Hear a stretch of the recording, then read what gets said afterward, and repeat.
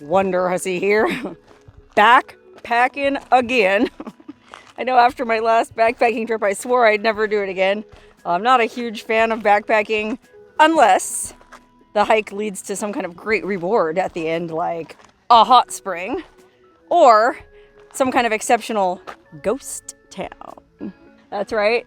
I'm here at the mouth of Surprise Canyon, which is the trail that leads up to Panamint City, ghost town. Really cool old silver mining town way up in the Panamint Mountains. I did the hike before up to the ghost town with my sister as a day trip, but we always thought it would be cool to do it as an overnight backpack adventure. You know, spend the night in a ghost town. So that's why I'm here, humping this 25-pound pack up a 7.5 mile trail that gains 4,000 feet in elevation. This is a tough hike. When my sister and I did it as a day hike, we just had little day packs and it kicked our butts. So this is gonna be even rougher. We tried to start fairly early in the morning here, but it's still gonna be hot. We got to our base camp there at the trailhead at like 4:30 yesterday afternoon. And let me tell you something, it was 100 and, well, my car said 104. My friend Terry's car said 108. It was so freaking hot. Okay, here's the trail register. We gotta sign this trail register. You wanna do the honors or are we? Go ahead, this is Victor. Victor, go ahead and sign him for all of us. So we got a group of 4, my sis, me, and our 2 friends. Victor's got the heaviest pack. His clocked in at 40 pounds. I'm carrying 25. Terry's is around 29, and then my sis, well, she's got the lightest. She's only at 23 pounds. That's not a knife. Is that a knife? Well, Terry's got the machete to clear the brush because, well, there is a lot of brush on this trail. That's a knife. Hack that brush, Terry.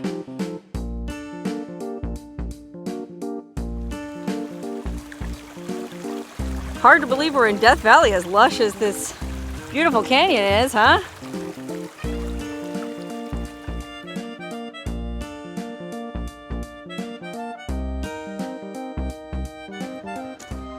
Uh-oh, old tire.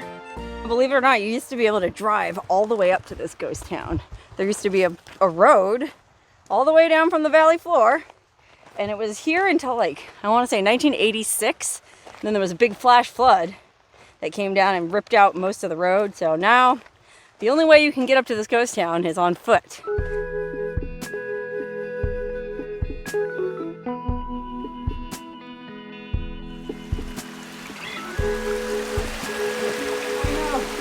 Oh wow, look at that. Holy moly. That's amazing. This is beautiful. Oh my gosh. Look at all them ferns in the desert. Can you imagine? This is Death Valley. Amazing. Holy cow, look at the colors and these minerals coming down here. It could be toxic runoff because there was a silver mine up here for many decades.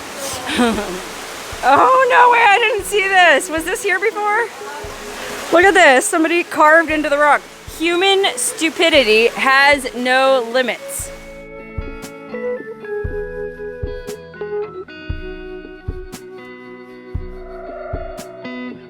Boy, it's a good thing we got that machete, man. Some of this brush is dense. It's the sound of testosterone.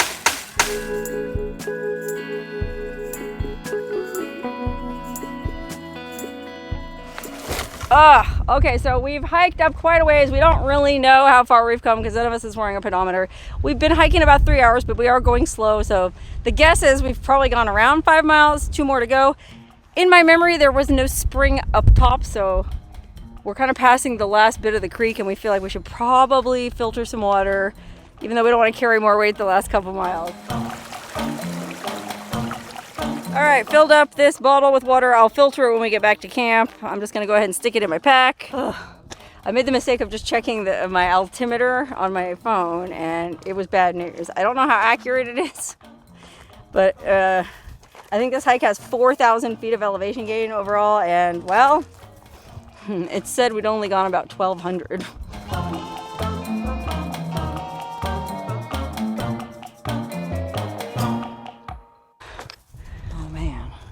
not so sure we're actually going to be able to make it up to this ghost town after all. Apologies, it's so windy, but I hiked up a bit for privacy, or so not to disturb my sister and our friend Victor. Both are really not doing well on this hike. My sis is just tired. You know, she struggles with asthma, so this is a tough hike for her. And she's done it before, but she hasn't done it with a heavy 23-pound backpack. So we knew going into this that she was going to need to take a lot of breaks, and that's fine. You know, I'm in no hurry. We still have plenty of daylight. And then our friend Victor, well, we didn't expect that he was going to struggle because he's a pretty avid backpacker, but he just got the COVID vaccine like 2 days ago, and so, you know, he got some side effects from that. He's having a lot of muscle cramps. It's been a struggle, man. And it's like, I think it's almost 3 o'clock in the afternoon, and we're only like halfway up this hike. I think Terry is somewhat frustrated because, you know, he's feeling fine and he'd probably already be there. I'm feeling good, but I also feel a responsibility towards our fellow hikers that if I feel like, even though, yes, we've spent all day hiking up this canyon carrying these heavy packs, if they don't think they can make it the rest of the way, I am a-okay with just camping here overnight. You know, hike back down in the morning if that's what we have to do. Yeah, it'll be a bummer because I really wanted to spend the night in a ghost town, but we'll see. We're letting them take a nap, and then when they wake up, I might make some coffee, see if that revives their spirits a bit. Really, the key thing is the leg cramping. Vic's legs are really cramping bad. It's making it really hard for him to walk. He's using hiking poles, but I'll admit it was pretty disheartening when I looked at my map because I thought, well, we've been hiking for 5 hours. We've probably gone 5 miles away, another 2 more miles to go. No, I looked at the map and we are only halfway, so that altimeter reading was actually right after all. Okay, we're packed up and hiking back up the trail again. Looks like the place we rested is called Brewery Springs, and somebody actually went through the trouble of making and installing a little sign here. Elevation 4820, which means we have ascended about 2,200 feet, and we probably have, gosh, another 2,000 to go. I hate to say it.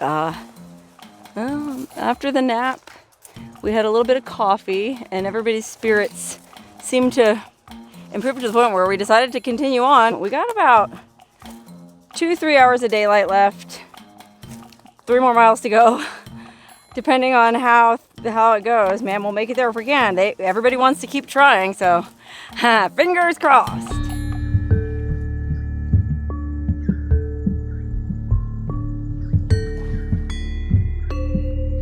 Okay, this is turning out to be one of them real life I shouldn't be alive type scenarios, okay?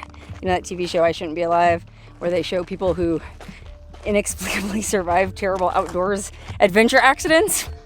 I mean, it's like, God, it must be almost 7 p.m. We started hiking at 9 a.m. It means we've been hiking for like 10 hours, and we haven't even gone 7 miles. Victor's real sick.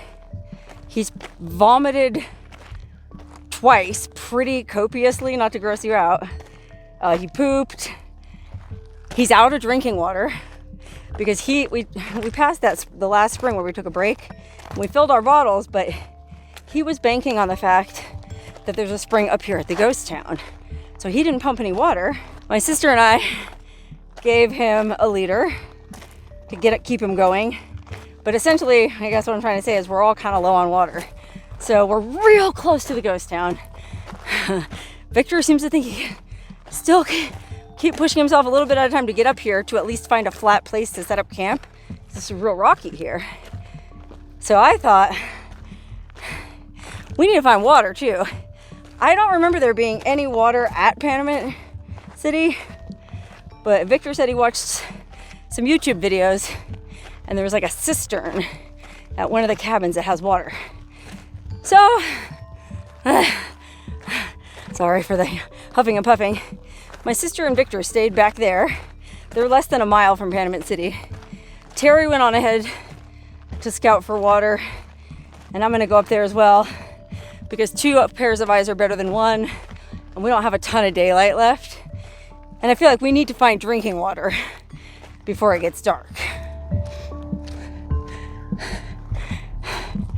Oh, finally, the ghost town. Seemed like we'd never get here. Okay, I gotta try to find this spring.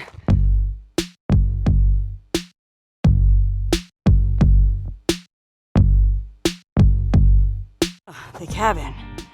Let's see if there's any cistern around here. I don't remember there being. Sometimes though, people leave bottled water in here. Let's see.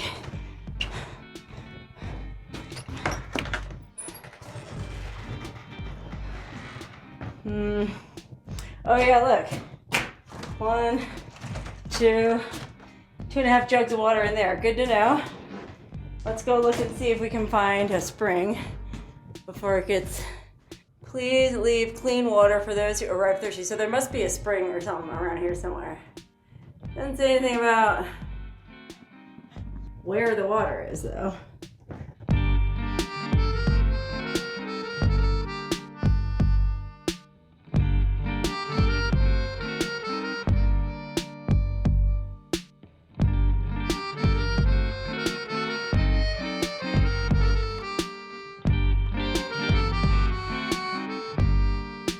I think this is the last cabin, and I don't see any kind of cistern around it either. Dang, I don't know what he was talking about. Well, I mean, I guess we can take some of that water out of the first cabin, and I feel very unethical not replacing it, but I suppose in theory we could hike around in the morning, and there must be some watering source where they got that water, and we could replenish it then. But just at least for now, we have enough water to get us through the night. But that's all assuming Victor can make it the rest of the way up here, because I think he's still probably close to a mile back on the trail. And it's steep and really rocky. And he's experiencing muscle cramping in his legs from, I guess, the COVID shot. So it's going to be really difficult for him to make it up the rest of the way. And I'm not even sure he could. So now it's like, maybe we should just bring some of the water from up here down to him and just find a place to camp down there for the night. We're losing daylight fast. I guess Terry thinks it's for the best that we try to get Victor up to this cabin so he can rest, lay down. Presumably there's a water source in the area, so we'll have all the water we need. Terry seems to think we should go down and just carry Vic's pack up for him. And then it'll make it easier for him to make it up. Oh my God, there's my sister and Victor. They're actually upright and they're making their way up here. I've never been happier to see anybody in my life. Woo! Water! Yay! We made it! I mean, this says from spring, not filtered, March 18th. So any of this water will be fine if we boil it. Filter it. Okay, I just boiled some water.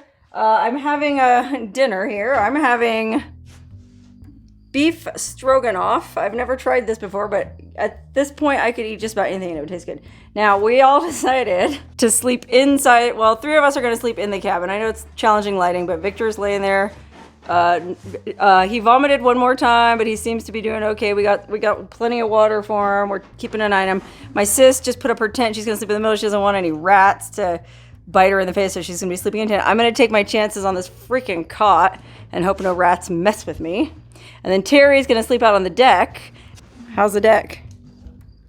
It is pretty nice out here. Pretty rad. Yummy. Sitting on the porch, listening to the crickets chirp. Drinking some hot cocoa with peanut butter whiskey that I'm glad I brought up.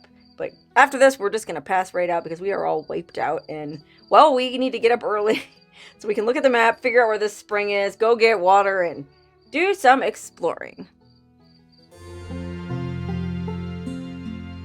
All right, it's the next morning. We survived our night in the Panamint City Hilton. That's what they call this cabin.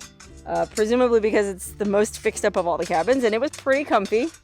We're all here. You see Victor's feeling much better. He's cleaning his camp dishes. You feel better now, don't you? A lot better. Yeah, that was rough, huh? That was tough. And you're a tough dude. You backpack a lot. You're not one to do something. So that was probably really rough on your ego. Yeah, your ego is not your amigo, Victor. I was gonna say the old male ego. Yeah, no. But you did great, man. We all stuck together as a team, and we helped each other, and that's what friends are for. Honestly, I can't thank you enough. Oh. Because not leaving me behind, a classy move for a backpacker. Oh, yeah. Encouraging me and pushing me along and making sure I had plenty of water and helping me out because I was you threw up. How many times did you throw up? At least 4 times. Yeah, and it was a lot of puke. And I left some other stuff on the... Yeah, it was coming out everywhere, and you didn't eat anything yesterday. Some crackers late last night. Yeah. Before bed. But you had a good breakfast? Feeling much better. Again, great backpacker move. You guys really pulled me Yeah, well, through. I feel like it was character building for all of us. We learned a valuable lesson in all of this. Yeah. And now we all feel a lot better, and we're looking forward to doing a little bit of exploring as we can up here. Absolutely. Yeah, in fact, our first mission for the day is we need to refill the water jugs. Now, remember when I came in the cabin last night, or yesterday evening, looking for water, there was jugs of water very kindly left here for thirsty hikers. So we've used, oh by golly, look at this. We've used almost all the water that was in here. But that's okay because we figured out where we can go replenish the water supplies. There's a note here on the cabinet that actually explains where to get more water. Look at that, location of water. There are 2 roads to Water Canyon. So there's a canyon off to the side called Water Canyon. The upper one has a spring and a water tank. About a half mile to the east. To get to the upper road, cross draw to just below cabins. Do not pollute tank by swimming. So apparently it's a pretty sizable water tank. But then there's some more intel I found over here on the table. There's all kind of information in here. Most notably, there's some reliable, I assume, statistics about our hike. So there's where we camped the first night at Chris Wick Camp at the trailhead. And it says that all the way up here to the Panamint City smokestack, well, it was a total elevation gain of 3,700 feet, but only 5 miles. We left the trailhead at a little after 9 a.m. yesterday, and we didn't get up here until 8 p.m. Okay, that means it took us almost 11 hours to go 5 miles. Now, I have a hard time believing this is accurate because I feel like I read a bunch of blogs where it was more like 7 miles. So I'm not sure if that's as the crow flies because there's quite a bit of meandering as you wind up that canyon and a lot of zigzags. So that might add at least another mile or 2 to the total. But according to this thing, man, it was only 5 miles, and that's very sobering. Anyway, there's also some info in here. Well, there's a kind of like a trail register, people's names that have been up here, which quite a few people have come up here. But then the last page is directions to find water. It's kind of hard to read, so I'll spare you the detail. But it says here, if you continue down the road, you will find the spring and 2 more cabins. I'm firing up some breakfast for myself right now. I'm having my favorite backpacking breakfast of breakfast hash. It's cooking right now, or rehydrating right now. And then after that, we're going to hike up and explore, get water, and well, the idea is to kind of just enjoy as much of Panamint City as we can before, well, we probably should start hiking down around 2 p.m. Because, yeah, it's going to be downhill. Our packs are going to be lighter, blah, blah. Still. But in the meantime, here's a little tour of inside the cabin. I've already probably done a tour of this in my first video, so I won't go into too much detail, but there is a really nice wood-burning stove. There's no firewood laid in, and it was really hard to find firewood in the immediate area. Just about everything had been scavenged already, so we didn't have a fire last night. We just passed out. They do have some supplies laid in up here, which is impressive because anything that's been brought up here had to be packed up. So there's some medicine. There's some really good literature. Okay, Jonathan Livingston Seagull. How about that? Some batteries, little supplies. Oh, there's even some food laid in, but because of the rats, it's hanging from those bags up there. There's some snowshoes somebody made up here. Can you imagine? Yikes. Reminds me of the Donner Party. Of course, Old Glory, proudly a-flying in the middle there. This cabin has quite a bit of potential, but it's in pretty rough shape. I mean, you can see there's just debris, rat poo. Unfortunately, a lot of garbage that people seem to just leave up here. You know, there's a bag of some kind of snack mix. A lot of semi-empty propane and butane canisters. A whole thing full of garbage here, which is like, why would you throw your garbage up here? It's not like there's a removal service, guys. Oh, and then back here, there are other rooms. If you were really desperate, there's another bedroom. But it's, I don't know, man. There's just a lot of garbage and rat poo back here. I don't know if I'd feel comfortable sleeping back here. You know what I mean? Kind of gross. And then there's a really gross bathroom. That, again, you know, I'm sure back in its day was a nice little place to do your stuff. But now you're not even supposed to use the drain. Toilet is duct taped shut. Who can blame him? Because some idiot would probably try to use it. Not all that nice anymore. All right. We're all loaded up.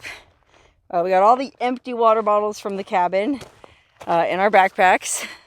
And we're just going to go haul this water from this spring. And we've got a couple of treasure maps, directions leading to this alleged spring. I took pictures of them. They were hanging on the wall in the cabin there. And we're following that and hoping that it'll lead us to the water. Beautiful morning up here at this elevation. Not too hot. Not a cloud in the sky. Great day to get a little more uphill in before all our downhill begins. Okay, I think we found the tank. So there's a spring somewhere, a seep way up there. It's draining down. There's a pipe filling this green water tank. All we have to do is climb up the ladder and scoop up water from inside the tank. Or even, I guess you could just fill it from this little hose here. It's not like a great flow, but oh, it's nice and cool. Clear water. But we're not going to do that yet. We're going to leave our packs here and continue hiking up the trail a ways. Because according to our intel, there's the spring up this way and 2 more cabins. Yeah, I like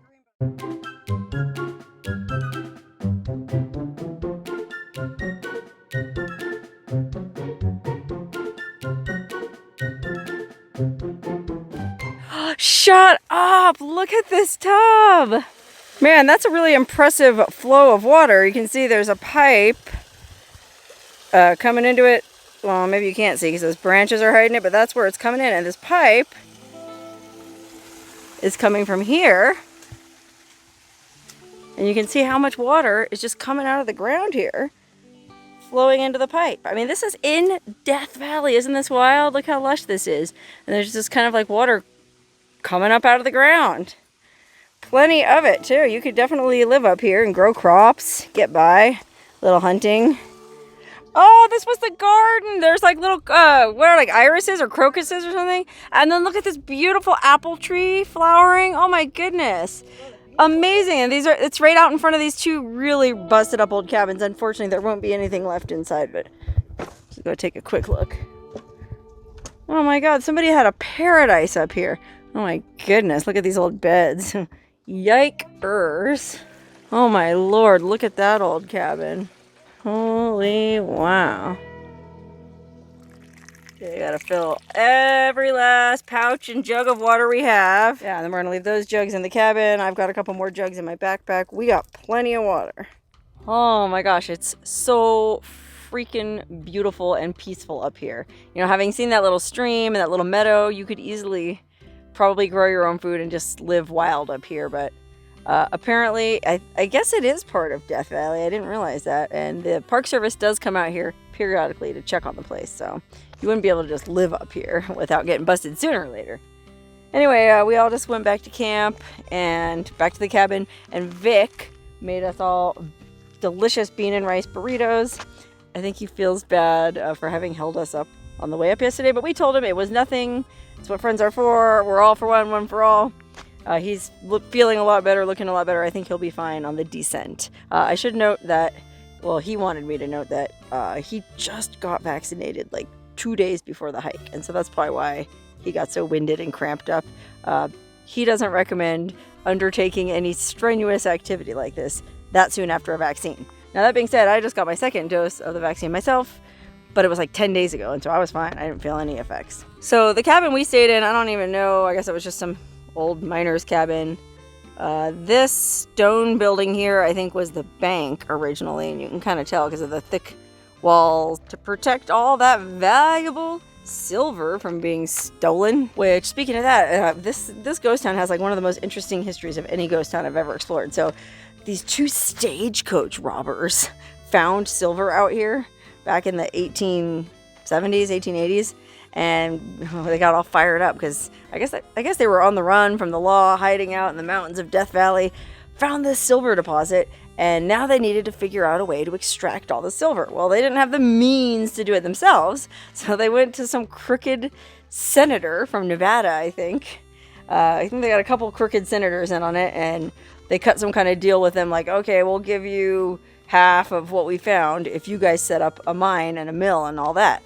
You know, because the senators had the money and the manpower. So there was this sort of like this devil's bargain between these crooked senators and these stagecoach robbers. Well, meanwhile, the stagecoach robbers had no intention of honoring the deal. I guess their plan all along was, well, we'll let them rich senators build all the machinery and extract all the silver.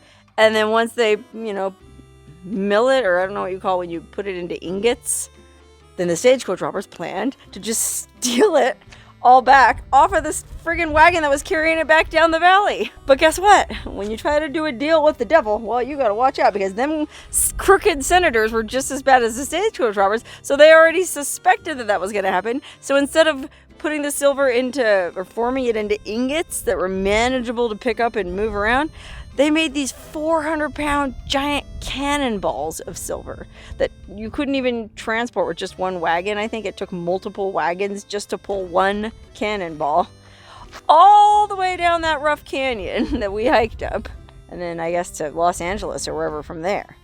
So unfortunately, the crooked stagecoach robbers who basically founded this place never did get their silver. And, well, silver was mined here on and off up until the 1940s. I think 1946, there was a company up here still working some claim.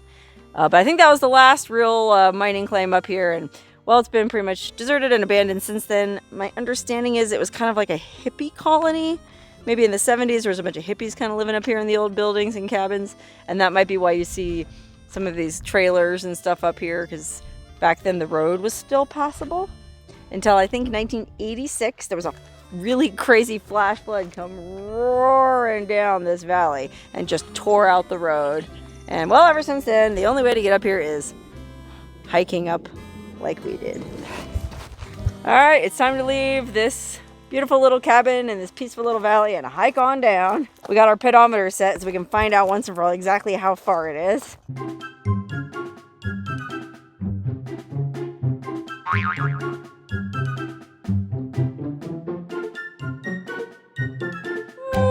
All right, we did it. We survived. Victor, unfortunately, started feeling ill again, so he went to lay down in the back of his truck. I think he's okay. He's just, well, you know, tired. But me, Terry, and my sis came down here to the creek, and we're just sitting here enjoying the last little bit of daylight, talking over what we learned from this trip. I guess the main thing I learned is that it's important to stick together and help a friend out. And I also learned that we were extremely lucky. I feel like the smart thing on this trip would have been to probably turn around and abort mission halfway up when they started feeling sick. But hey, my sister made it just fine with no issues, and she's very proud of herself, and I'm proud of her too. So hey, I'm just going to chalk this one up to another case of all's well that ends well. And, well, you never know. I might even come back up here and do this hike again.